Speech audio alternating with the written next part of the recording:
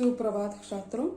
हम देख रहे थे कि साहित्यिक हिंदी जो है वो साहित्य की हिंदी कैसी है और आधुनिक काल में आते आते कैसे हिंदी ने अपना क्षेत्र विस्तृत कर दिया। भारतेंदु काल से गद्य में यानी यह खड़ी बोली हिंदी प्रयुक्त होती रही है। खड़ी बोली का परिनिष्ठित रूप बहुत धीरे धीरे विकसित हो गया। परिनिष्ठित हिंदी के रूप में हिंदी को विकसित करने का कार्य आचार्य महावीर प्रसाद द्विवेदी ने कर दिया है। तो उन्होंने कवियों की जो कविता है उसका भी संस्कार कर दिया और ये ऐसे यानी ये आचार्य माने जाते हैं कि यानी उन्होंने बहुत परिनिष्ठित हिंदी को स्थापित करने के लिए बहुत ही परिश्रम कर दिया। 19वीं शताब्दी के आरंभ को फोर्ट विलियम कॉलेज वालों की हिंदी और भारतेंदु के हिंदी इसमें कोई ज्यादा अंतर नहीं दिखता है। तो यानी फोर्ट विलियम कॉलेज में नौकरी करने वाले अध्यापक हो या भारतेंदु जी हो, उनकी जो हिंदी है इसमें कोई अंतर दिखाई नहीं देता है। भाषा का आदर्शीकरण और स्थिरीकरण महावीर प्रसाद द्विवेदी ने कर दिया है। यानी भाषा को यानी परिनिष्ठित भाषा के रूप में स्थापित करने के लिए आदर्शीकरण और जैसे स्थिरीकरण महावीर प्रसाद द्विवेदी ने दे दिया है। भाषा का परिष्कार करने का सबसे महत्वपूर्ण कार्य मैथिली शरण गुप्त ने कर दिया है। छायावादी कवियों को श्रेय दिया जाता है कि उन्होंने खड़ी बोली को काव्योपयुक्त बनाया। यानी मैथिली शरण गुप्त ने भी भाषा का परिष्कार करने का कार्य कर दिया और छायावादी कवियों को यह श्रेय दिया जाता है कि उन्होंने खड़ी बोली हिंदी को काव्य के लिए अपनाया और काव्योपयुक्त बनाया। यानी सीधी सादी भाषा में यानी उन्होंने काव्य के लिए प्रयोग कर दिया है। बाद में तो वह उन्मुक्त होकर जीवन के प्रत्येक क्षेत्र में विकसित होने लगी। यानी छायावाद के बाद हिंदी जो है वो हिंदी यानी प्रत्येक क्षेत्र में विकसित होने लगी।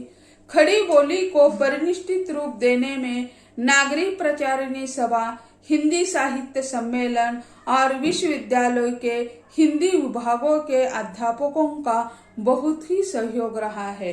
यानी हिंदी को परिनिष्ठित रूप देने के लिए जैसे हम देखते हैं नागरिक प्रचारिणी सभा और हिंदी साहित्य सम्मेलन और इसके साथ साथ विश्वविद्यालय के हिंदी विभागों में काम करने वाले जो अध्यापक थे वे भी हिंदी विकास के लिए कार्य करते थे। इस व्यक्तिवादी युग में हिंदी की अनेक शैलियों का होना स्वाभाविक था। यह सत्य है कि प्रत्येक व्यक्ति की भाषा दूसरे से भिन्न होती है। यानी जैसे हम देखते हैं उसी समय अवधी का प्रभाव था, ब्रज का प्रभाव था, स्थानीय यानी क्षेत्रीय भाषाओं का प्रभाव था। तो ऐसे होते हुए हर एक की भाषा अलग हमें दिखाई देती है। इसलिए जितने लेखक हैं उतनी शैलियां है। यानी जितने लेखक सिर्फ एक ही प्रदेश के नहीं है। जैसे हम देखते हैं निराला जी, निराला तो बंगाल जी के है, तो महिषादल में उनका जन्म हो गया। उनकी भाषा मातृभाषा जो है बंगाली है और उनकी पत्नी की प्रेरणा से उन्होंने हिंदी सीखी और छायावादी कवि बन गए हैं। उतनी शैलियां बन गई है। वर्तमान समय में खड़ी बोली सबके सामने है। आधुनिक हिंदी साहित्य को समृद्धशाली बनाने का श्रेय आचार्य महावीर प्रसाद द्विवेदी को दिया जाता है। यानी अनेक शैलियां है। यानी खड़ी बोली की शैलियां तो हम देखते हैं हर एक व्यक्ति के अनुसार है। हर एक व्यक्ति की मातृभाषा अलग है, उसके आधार पर वह सोचता है। और आधुनिक हिंदी साहित्य को समृद्धशाली बनाने का महत्वपूर्ण कार्य किसने किया है? तो आचार्य महावीर प्रसाद द्विवेदी जी ने कर दिया है। तो छात्र ऐसे यानी हिंदी के विविध रूप जो है ये टॉपिक जो हमने देखा ये बहुत बड़ा विस्तृत रूप है, टॉपिक है ये, और इस पर कई प्रश्न हम बताएंगे जैसे परीक्षा के लिए महत्वपूर्ण माने जाते हैं। तो जैसे हम अब आज दोहराएंगे और फिर जब कॉलेज शुरू हो जाएगा तब भी उसके बारे में हम चर्चा हो जाएंगे। सेकंड सेमेस्टर जो है वह भी बहुविकल्पी यानी एमसीक्यू ही परीक्षा होगी।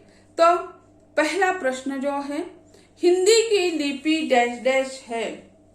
हिंदी की लिपि डैश डैश है। पर्याय है ब्राह्मी, खरोष्टी, गुरुमुखी, देवनागरी। पर्याय है ब्राह्मी, खरोष्टी, गुरुमुखी, देवनागरी। सही पर्याय है देवनागरी लिपि है हिंदी की। हिंदी और मराठी की दोनों की देवनागरी है। पंजाब की गुरुमुखी है और खरोष्टी और ब्राह्मी जो है वह देवनागरी लिपि के पहले की भाषा लिपियां है, उसके विकसित होकर यह देवनागरी लिपि बन चुकी है। दूसरा प्रश्न है, बच्चा जन्म के बाद डैश डैश भाषा सीखता है। बच्चा जन्म के बाद डैश डैश भाषा सीखता है। पर्याय है राष्ट्रभाषा, संपर्क भाषा, मातृभाषा और वैश्विक भाषा। पर्याय राष्ट्रभाषा, संपर्क भाषा, मातृभाषा और वैश्विक भाषा। तो सही पर्याय है मातृभाषा। अगला प्रश्न, उत्तर प्रदेश डैश डैश भाषा प्रदेश है। उत्तर प्रदेश डैश डैश भाषा प्रदेश है। पर्याय कन्नड़, मराठी, हिंदी, गुजराती। पर्याय है कन्नड़, मराठी, हिंदी, गुजराती। सही पर्याय है उसका हिंदी। उत्तर प्रदेश की मातृभाषा या भाषा उनकी जो है वो हिंदी है। अगला प्रश्न, संविधान द्वारा, भारतीय संविधान द्वारा कुछ डैश डैश भाषाएं स्वीकृत है। भारतीय संविधान द्वारा कुछ डैश डैश भाषाएं स्वीकृत है। पर्याय है 18, 21, 22 और 19। पर्याय है 18, 21, 22 और 19। सही पर्याय है 22। 22 भाषाएं संविधान द्वारा स्वीकृत है। अगला प्रश्न, महात्मा गांधी की मातृभाषा डैश डैश थी। प्रश्न, महात्मा गांधी की मातृभाषा डैश डैश थी। पर्याय राजस्थानी, गुजराती, हिंदी, अवधी। पर्याय है राजस्थानी, गुजराती, हिंदी, अवधी। तो सही पर्याय है गुजराती। अगला प्रश्न, बंगाल के साहित्यकार बाबू बंकिम चंद्र चटर्जी डैश डैश भाषा को भारत की राष्ट्रभाषा मानते थे। प्रश्न, बंगाल के साहित्यकार बाबू बंकिम चंद्र चटर्जी डैश डैश भाषा को भारत की राष्ट्रभाषा मानते थे। पर्याय है राजस्थानी, हिंदी, गुजराती, बंगाली। पर्याय है राजस्थानी, हिंदी, गुजराती, बंगाली। सही पर्याय है हिंदी। अगला प्रश्न, भारत की राष्ट्रभाषा डैश डैश है। भारत की राष्ट्रभाषा डैश डैश है। सही उसके पर्याय है हिंदी, मराठी, गुजराती, बंगाली। पर्याय है हिंदी, मराठी, गुजराती, बंगाली। सही पर्याय है हिंदी। अगला प्रश्न, राजभाषा यानी डैश डैश की भाषा। राजभाषा यानी डैश डैश की भाषा।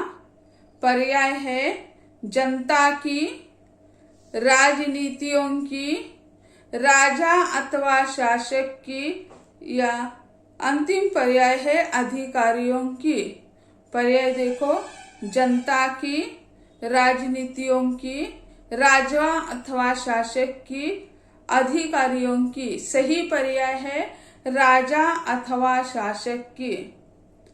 अगला प्रश्न, राष्ट्रीय अनुसंधान विकास निगम द्वारा डैश डैश नामक पत्रिका का प्रकाशन होता है। राष्ट्रीय अनुसंधान विकास निगम द्वारा डैश डैश नामक पत्रिका का प्रकाशन होता है। पर्याय आविष्कार, बाल विज्ञान, विज्ञान प्रगति और बाल मनोविज्ञान। पर्याय है आविष्कार, बाल विज्ञान, विज्ञान प्रगति, बाल मनोविज्ञान। सही पर्याय है आविष्कार। और अंतिम प्रश्न है, वैज्ञानिक तथा औद्योगिक अनुसंधान परिषद द्वारा डैश डैश पत्रिका का प्रकाशन होता है। अगला, वैज्ञानिक तथा औद्योगिक अनुसंधान परिषद द्वारा डैश डैश पत्रिका का प्रकाशन होता है। पर्याय है बाल विज्ञान, आविष्कार, विज्ञान प्रगति, बाल मनोविज्ञान। पर्याय है बाल विज्ञान, आविष्कार, विज्ञान प्रगति, बाल मनोविज्ञान। सही पर्याय है बाल विज्ञान। तो ऐसे छात्रों, हिंदी के जो विविध रूप है, तो इस विविध रूपों के बारे में हमने चर्चा की है। तो अगला जो यूनिट है, तो उसके बारे में दूसरा यूनिट है, यानी अंतिम यूनिट, यानी परीक्षा के लिए नहीं है।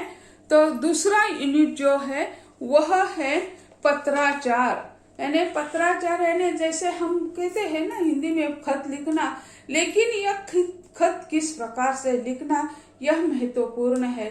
खत लिखने की पद्धतियां होती है।